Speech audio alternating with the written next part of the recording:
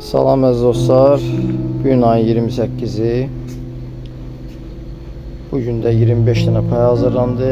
Allah hər birinizdən razı olsun. Sağ olsun bir qardaşımız da qurban kəssi.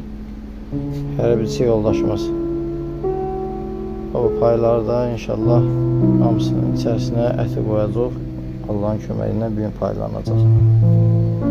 Belə əziz dostlar. Necə Həzrət Əleyhisselam deyib, bir